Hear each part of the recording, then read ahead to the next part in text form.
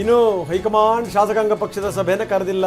ಇದ್ರ ಬಗ್ಗೆ ಯಾವುದೇ ಮಾಹಿತಿ ಕೂಡ ಶಾಸಕರುಗಳಿಗಿಲ್ಲ. ಯಾಕಂದರೆ ಅಳೆದು ತೂಗಿ ನಿರ್ಧಾರಕ್ಕೆ ಬರಲಾಗುತ್ತೆ. ಯಾರಿಗೊತ್ತು, ಆ ಸಂದರ್ಭದಲ್ಲಿ ಒಂದು ಜನ ಅಪಸ್ವರ ಎತ್ತಿಬಿಟ್ರೆ, ನಾವು ಬೇರೆ ನಾಯಕತ್ವವನ್ನು ಒಪ್ಕೊಳ್ಳಲ್ಲ ಅಂದ್ಬಿಟ್ರೆ, ಇರುವಂಥವ್ರನ್ನೇ ಮುಂದುವರಿಸಿ ಅಂದ್ಬಿಟ್ರೆ ಯಾಕೆ ಬೇಕು ಹೊರಗಡೆ? ಹೀಗಾಗಿ ಏನು ಅಂತಂದರೆ ಯಾವುದೇ ನಿರ್ಧಾರಕ್ಕೆ ಬಂದಿಲ್ಲ ಇನ್ನೂ. ಹಾಗಂತ ಸುಮ್ಮನಿರೋಕ್ಕೂ ಆಗಲ್ಲ, ಪ್ರಶ್ನೆ ಬೇರೆ. ಸ್ವಲ್ಪ ಕಾದು ನೋಡ್ತಾ ಇದೆ ಹೈಕಮಾಂಡ್.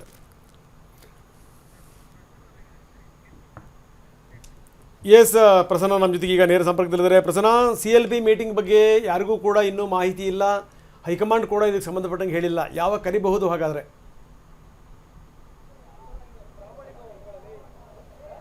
ರಂಗನಾಥ್, ಶಾಸಕಾಂಗ ಪಕ್ಷದ ಸಭೆಯನ್ನ ಯಾವಾಗ ಕರಿಬಹುದು ಅನ್ನೋ ಬಗ್ಗೆ ಇನ್ನೂ ಕೂಡ ಖಚಿತವಾದಂತಹ ಮಾಹಿತಿ ಮುಖ್ಯಮಂತ್ರಿಗಳ ಕಚೇರಿಯಿಂದಾಗಲಿ ಅಥವಾ ಕಾಂಗ್ರೆಸ್ ಹೈಕಮಾಂಡ್ ನಾಯಕರಿಂದಾಗಲಿ ಸ್ಪಷ್ಟವಾದಂತಹ ಸಂದೇಶ ಇನ್ನೂ ಕೂಡ ರವಾನೆಯಾಗಿಲ್ಲ. ಸದ್ಯಕ್ಕೆ ಶಾಸಕಾಂಗ ಪಕ್ಷದ ಕಾರ್ಯದರ್ಶಿಯಾಗಿರುವಂತಹ ಅಲ್ಲಂ ಪ್ರಭು ಪಾಟೀಲ್ ಅವರು ಮುಖ್ಯಮಂತ್ರಿಗಳ ನಿವಾಸಕ್ಕೆ ಬಂದಿದ್ದಾರೆ. ಅಲ್ಲಿಯೂ ಕೂಡ ಮುಖ್ಯಮಂತ್ರಿಗಳಿಂದ ಇನ್ನೂ ಕೂಡ ಸ್ಪಷ್ಟವಾದಂತಹ ಸಂದೇಶ ಬಂದಿಲ್ಲ. ಕಾಂಗ್ರೆಸ್ ಹೈಕಮಾಂಡ್ ಒಂದು ಅಳೆದು ತೂಗಿ ಕಾದು ನೋಡುವಂತಹ ತಂತ್ರಕ್ಕೆ ಮೊರೆ ಹೋಗಿದೆ ಅನ್ನುವಂಥದ್ದು ಸ್ಪಷ್ಟ. ಒಂದು ಮುಖ್ಯಮಂತ್ರಿಗಳ ರಾಜೀನಾಮೆ ಸಲ್ಲಿಕೆ ಆಗುವ ಮೊದಲೇ ಶಾಸಕಾಂಗ ಪಕ್ಷದ ಸಭೆಯನ್ನ ಕರೆದ್ರೆ ಅದು ತಪ್ಪು ಸಂದೇಶ ರವಾನೆ ಆಗುತ್ತೆ.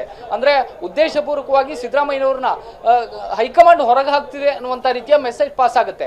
ಮತ್ತು ಶಾಸಕಾಂಗ ಪಕ್ಷದ ಸಭೆಯನ್ನ ಕರಿಬೇಕು ಅಂತಂದ್ರೆ ಮುಖ್ಯಮಂತ್ರಿಗಳು ಇವತ್ತಾಗ್ಲಿ ನಾಳೆ ಆಗ್ಲಿ ರಾಜೀನಾಮೆಯನ್ನ ಕೊಟ್ಟ ತಕ್ಷಣ ಅವರು ಹಂಗಾಮಿ ಮುಖ್ಯಮಂತ್ರಿ ಆಗಿರ್ತಾರೆ, ಹಂಗಾಮಿಯಾಗಿ ಶಾಸಕಾಂಗ ಪಕ್ಷದ ನಾಯಕನಾಗಿ ಮುಂದುವರಿತಾರೆ. ಶಾಸಕಾಂಗ ಪಕ್ಷದ ಸಭೆಯನ್ನ ಅವರೇ ಕರಿಬೇಕಾಗುತ್ತೆ. ಶಾಸಕಾಂಗ ಪಕ್ಷದ ಸಭೆಯನ್ನ ಕರೆದ ತಕ್ಷಣ ಹೈಕಮಾಂಡ್ನ ನಾಯಕರು, ವೀಕ್ಷಕರಾಗ್ಲಿ ಅಥವಾ ರಾಜ್ಯ ಕಾಂಗ್ರೆಸ್ ಉಸ್ತುವಾರಿ ಸುರ್ಜೇವಾಲಾ ಮತ್ತು KC ವೇಣುಗೋಪಾಲ್ ಅವರು ಕೂಡ ಬೆಂಗಳೂರಿಗೆ ಆ ಒಂದು ಸಭೆಯಲ್ಲಿ ಉಪಸ್ಥಿತಿಯನ್ನ ಇರ್ತಾರೆ.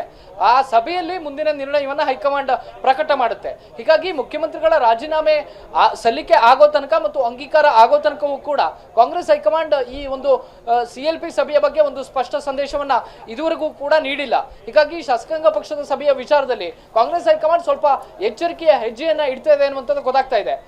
ಸದ್ಯದ ವಾತಾವರಣವನ್ನ ಗಮನಿಸಿದ್ರೆ ಯಾರು ಕೂಡ ಅಪಸ್ವರವನ್ನ ಅಷ್ಟು ದೊಡ್ಡ ಮಟ್ಟಿಗೆ ಎತ್ತಿದ್ದಾರೆ ಅಂತೇಳಿ ಹೇಳುವಂತಹ ಲಕ್ಷಣಗಳು ಕಂಡು ಬರ್ತಾ ಇಲ್ಲ.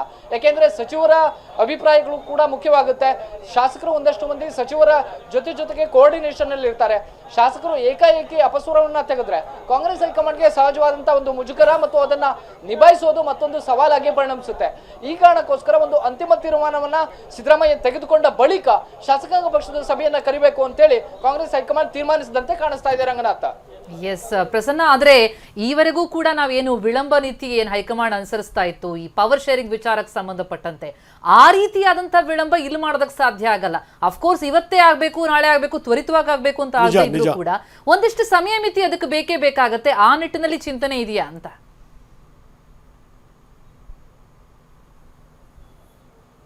ಪ್ರತಿಮಾ, ಮುಖ್ಯಮಂತ್ರಿಗಳ ರಾಜೀನಾಮೆ ಆದ ತಕ್ಷಣ ಆ ಪ್ರೊಸೆಸ್ಗಳು ಒಂದು ತ್ವರಿತಗತಿಯ ಟೈಮ್ ಅನ್ನ ಪಡೆದುಕೊಳ್ಳುತ್ತೆ. ಅಂದ್ರೆ ಸಿದ್ದರಾಮಯ್ಯನವರು ರಾಜೀನಾಮೆ ಕೊಟ್ಟದ್ದು ಖಚಿತ ಆಗುತ್ತೆ.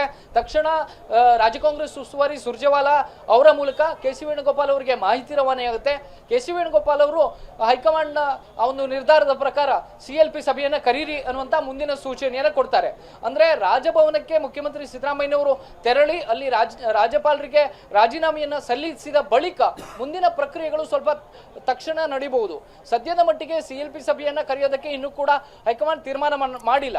ಹಾಗಂತ CLP ಸಭೆಯನ್ನ ಕರೆಯೋದೇನೆ ಮುಂದೂಡೋದಕ್ಕೆ ಸಾಧ್ಯವಿಲ್ಲ.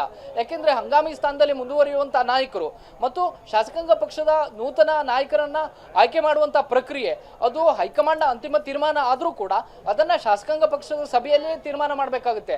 ಮುಚ್ಚಿದ ಲಕೋಟಿಯಲ್ಲಿ ಯಾರ ಹೆಸರು ಬಂದರೂ ಕೂಡ ಅದನ್ನ ತೆರಿಬೇಕಾಗಿರುವಂತದ್ದು ಶಾಸಕಾಂಗ ಪಕ್ಷದ ಸಭೆಯಲ್ಲಿಯೇ. ಶಾಸಕರ ವಿಶ್ವಾಸಕ್ಕೆ ಪಡೆದು ಮುಂದಿನ ತೀರ್ಮಾನವನ್ನ ತೆಗೆದುಕೊಳ್ಬೇಕಾಗುತ್ತೆ. ಒಂದಷ್ಟು ಮಂದಿ ನಿನ್ನೆ ಪ್ರಯತ್ನವನ್ನ ಪಡ್ತಾ ಇದ್ರು. ಬಸವರಾಜ ರಾಯರೆಡ್ಡಿ, RV ದೇಶಪಾಂಡೆ ಈ ತರದ ಸಿದ್ದರಾಮಯ್ಯನವರ ಅತ್ಯಾಪ್ತ ನಾಯಕರು ತಾವು ಕೂಡ ಅಭಿಪ್ರಾಯವನ್ನು ಸಂಗ್ರಹಣೆ ಮಾಡಿ ಹೈಕಮಾಂಡ್ಗೆ ಪತ್ರವನ್ನು ರವಾನೆ ಮಾಡಬೇಕು ಅಂತ ಹೇಳಿ. ಆದ್ರೆ ಅದಕ್ಕೂ ಕೂಡ ಸಿದ್ದರಾಮಯ್ಯನವರು ಒಪ್ಪಿಲ್ಲ. ಅಂದ್ರೆ ಶಾಸಕಾಂಗ ಪಕ್ಷದ ಸಭೆಯಲ್ಲಿ ಎಲ್ಲವೂ ಕೂಡ ಬಹಿರಂಗ ಆಗ್ಲಿ ಅನ್ನುವಂಥದ್ದನ್ನು ಕೂಡ ಅವರು ಎಲ್ಲೋ ಒಂದು ಕಡೆ ಕಾದು ನೋಡುವಂತಹ ರೀತಿಯಲ್ಲಿ ನಿರ್ಧಾರ ಮಾಡಿದಂತೆ ಕಾಣಿಸ್ತಾ ಇದೆ. ಶಾಸಕಾಂಗ ಪಕ್ಷದ ಸಭೆಯಲ್ಲಿ ದೊಡ್ಡ ಮಟ್ಟಿಗಿನ ವಿರೋಧ ವ್ಯಕ್ತವಾದ್ರೆ ಅದನ್ನ ಸರಿಪಡಿಸುವಂತ, ಅದನ್ನ ಸಮಾಧಾನ ಪಡಿಸುವಂತ ಅಥವಾ ಶಾಸಕರನ್ನ ತಿಳಿಗೊಳಿಸುವಂತ ಒಂದು ದೊಡ್ಡ ಜವಾಬ್ದಾರಿ ಇದೀಗ ಸುರ್ಜೇವಾಲಾ ಮತ್ತು ಕೆ ಸಿ ವೇಣುಗೋಪಾಲ್ ಅವರ ಹೆಗಲ ಮೇಲೆ ಬೀಳುತ್ತೆ. ಇದೇ ಕಾರಣಕ್ಕೋಸ್ಕರ ನಿಜ ನೀವು ಹೇಳಿದಾಗೆ ಶಾಸಕಾಂಗ ಪಕ್ಷದ ಸಭೆಯನ್ನ ಮುಂದೂಡ್ತಾ ಹೋಗೋದಕ್ಕೆ ಸಾಧ್ಯವಿಲ್ಲ. ಆದ್ರೆ ಒಂದು ಪ್ರಕ್ರಿಯೆ ಆದ ಬಳಿಕ ಇನ್ನೊಂದು ಪ್ರಕ್ರಿಯೆ ಪ್ರಾರಂಭ ಆಗಬೇಕಾಗುತ್ತೆ. ಸಿದ್ದರಾಮಯ್ಯನವರು ರಾಜೀನಾಮೆ ಕೊಡೋ ಮುಂಚೆನೆ ಶಾಸಕಾಂಗ ಪಕ್ಷದ ಸಭೆಯನ್ನ ಕರೆಯೋದಕ್ಕೆ ಸಾಧ್ಯವಾಗೋದಿಲ್ಲ. ಯಾಕೆಂದ್ರೆ ಈಗಲೂ ಕೂಡ ಶಾಸಕಾಂಗ ಪಕ್ಷದ ನಾಯಕ ಸಿದ್ದರಾಮಯ್ಯನವರೇ. ಸಿದ್ದರಾಮಯ್ಯನವರು ಮುಖ್ಯಮಂತ್ರಿ ಸ್ಥಾನಕ್ಕೆ ರಾಜೀನಾಮೆಯನ್ನು ಕೊಟ್ಟು ಶಾಸಕಾಂಗ ಪಕ್ಷದ ನಾಯಕನ ಸ್ಥಾನಕ್ಕೆ ರಾಜೀನಾಮೆಯನ್ನು ಕೊಟ್ಟ ಬಳಿಕ ಮುಂದಿನ ಪ್ರಕ್ರಿಯೆಗಳು ಪ್ರಾರಂಭ ಆಗ್ತವೆ. ರಂಗನಾಥ್, ಎಸ್, ಧನ್ಯವಾದ ತಮ್ಮೆಲ್ಲ ಮಾಹಿತಿಗೆ.